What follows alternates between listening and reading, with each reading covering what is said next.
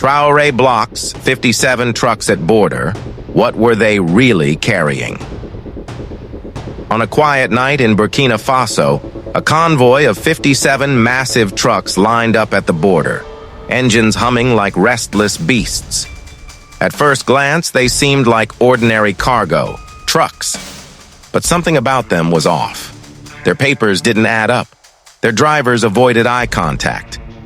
And when soldiers looked closer, they realized the weight of these vehicles wasn't matching the supposed goods inside. That's when Captain Ibrahim Traoré made a decision that would shock his nation.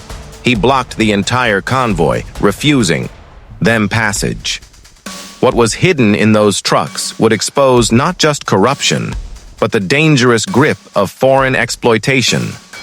Burkina Faso, a landlocked West African nation, is rich in gold, cotton, and rare minerals. Yet for decades, its people have remained among the poorest in the world. Why?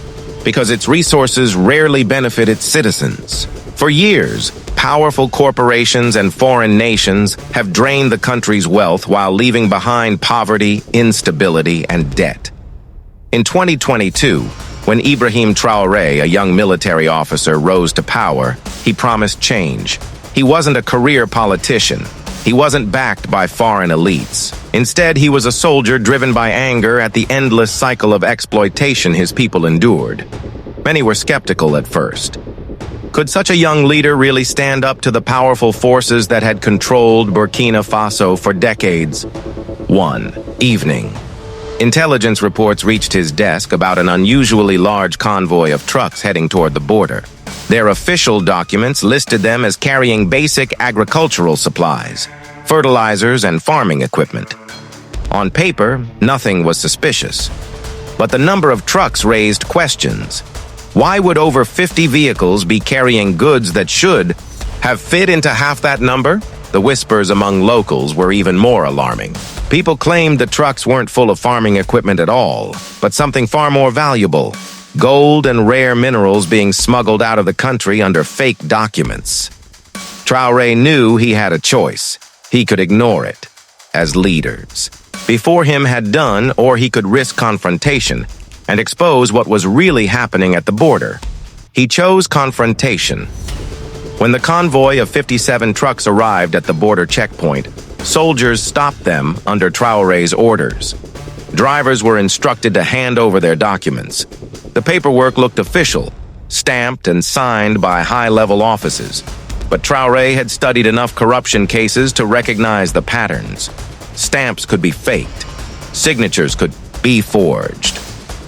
The drivers were nervous, avoiding questions and insisting their goods were legal. But the weight logs on the trucks told a different story. A vehicle supposedly carrying farming equipment weighed far heavier than it should. Something wasn't right. Word spread quickly across the region. Ordinary citizens began gathering near the checkpoint, curious about why their leader had blocked such a massive convoy. Some feared this was a mistake that could spark conflict with foreign powers. Others hoped it was finally the moment someone would stand up to the theft of their nation's wealth.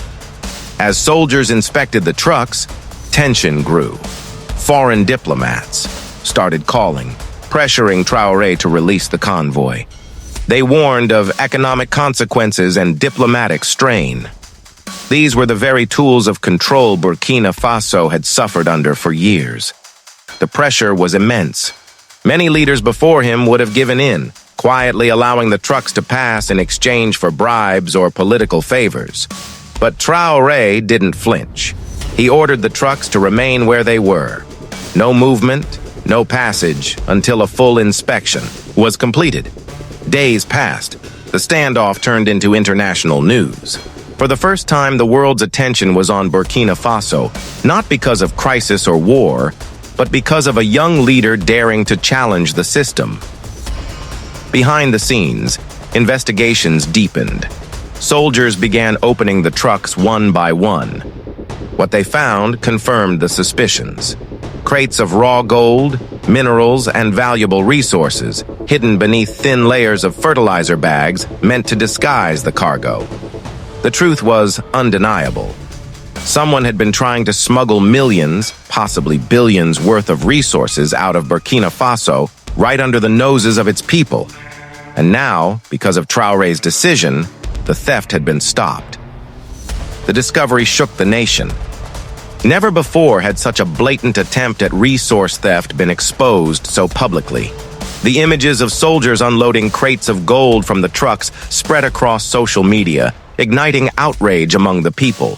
For years, ordinary Burkina Faso citizens had watched foreign companies dig up their lands, ship out their minerals, and leave their villages poor.